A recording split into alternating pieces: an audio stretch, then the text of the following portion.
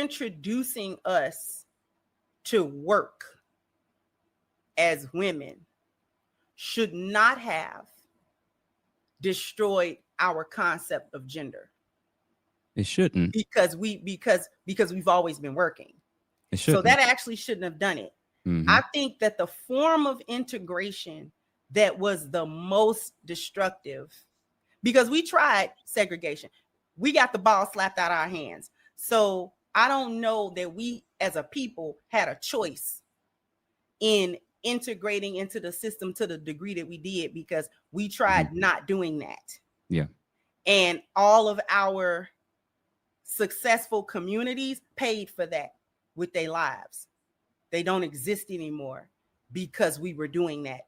We were doing just that. You know, since we can't integrate, we're segregated, fine. You know, we can build our own institutions. We can build our own schools and hospitals and stores. And, you know, because we were the makers of it anyway. We was the slave class, but that meant that we knew how to do the work. We actually understood how things were built, how an infrastructure was built. Our men definitely understood it. So we were capable of building an infrastructure. We built the infrastructure of America. It's not rocket science. The one thing we didn't do, though, was we built the infrastructure, we built the businesses, but we didn't provide the means to protect it. And I don't know that we could have. I agree with you. I don't know. I mean, when we had the towns that we had, the millionaires that we had, in hindsight, I think that was just an aspect that we weren't thinking about. In hindsight, I think for us to have hospitals and all the things that we did, for whatever reason, I think we were just looking at it as like, they'll leave us alone. We'll be fine. And it took to the Panthers for us to realize that the gravity of what it was that we were dealing with. And it wasn't like there wasn't slave revolts during the plantation times. It wasn't like after the Reconstruction, we had the Panthers. This was an economic era where we put so much time into all the other components of building our own civilization that we forgot the one piece, that people that will get jealous and will try to take it and will try to destroy it. And if we were smart enough to do all those other things, it seems like we didn't factor that piece in nearly as much as we should have. And again, the memory was not that far off ago of what they were doing to us. Our names are changed. Our last names are different. You know, we can't go to certain locations. If we get caught wrong, they'll put us up on a tree. There's sundown town. So this was we were very aware of that. And I think for whatever reason, we thought that we could put all our time, energy, and focus into building up something. And we didn't have that same level of energy in terms of how to protect it. So yeah, of course, from a technological standpoint, no one could fight against the U.S. Army. But many of these towns that got burned down was burned down by other townspeople one town over.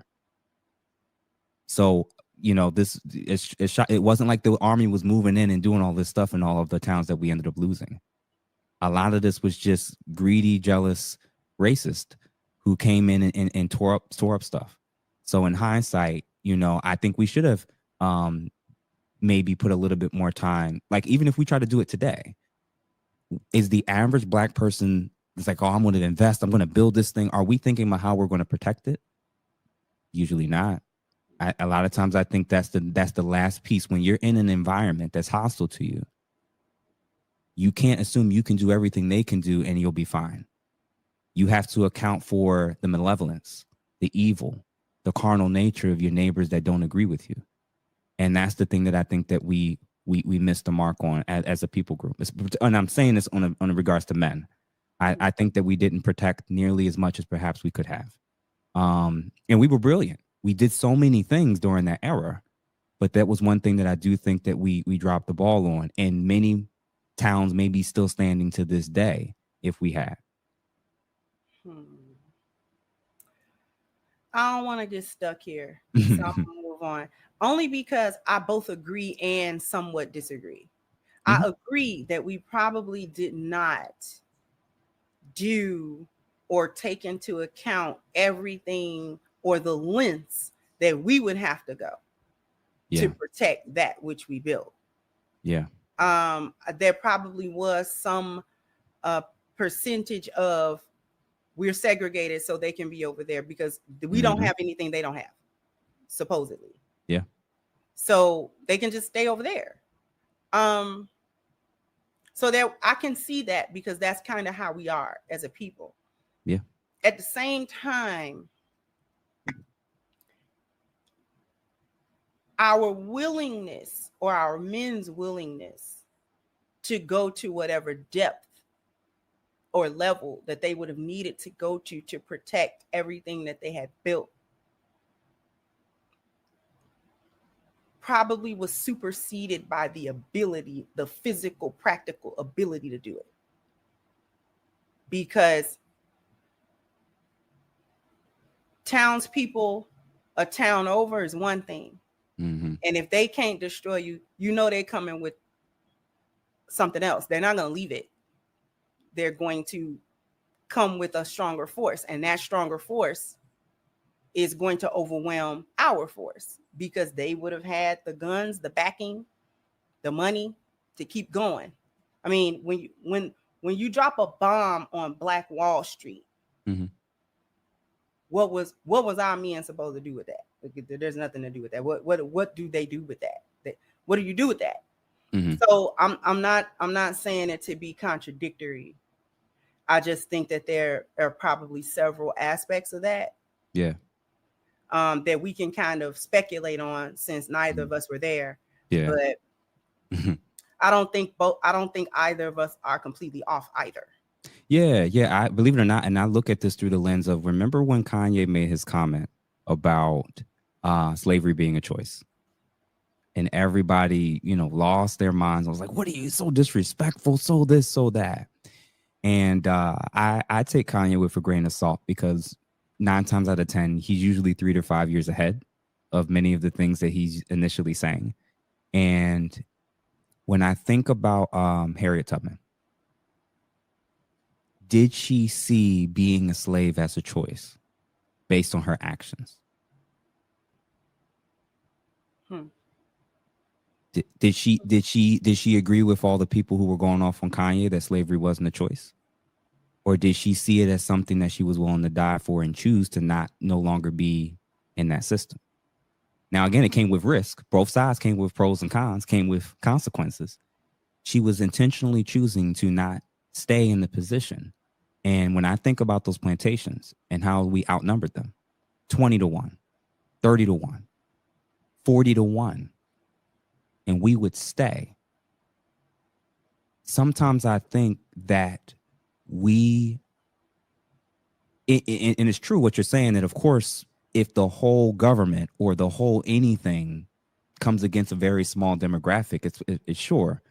But countless times I've seen examples of people with very small numbers be able to withstand and endure and even overcome with strategy, with planning, with networking.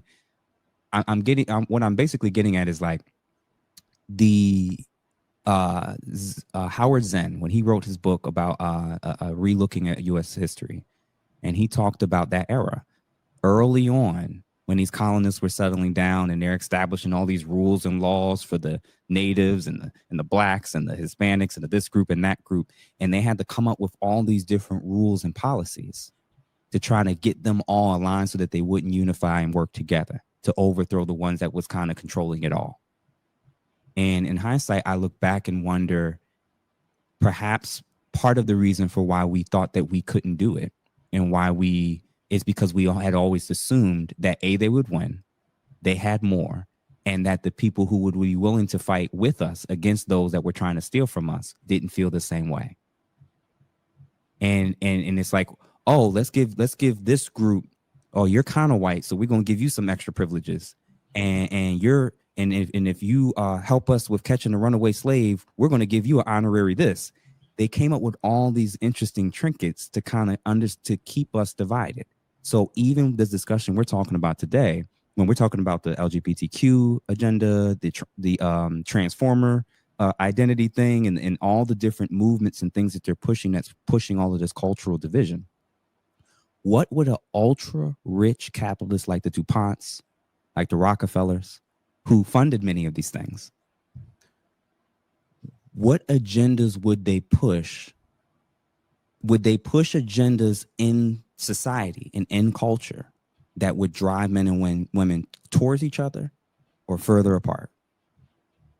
So the capitalist that wants to be able to make as much money and have as many employees as possible wants division.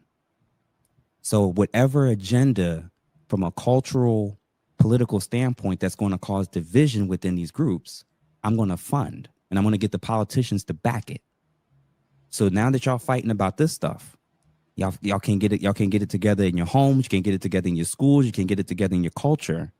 And I'm going to fund every divisive thing that I can, because I know in the end point, it's going to be more profit for me.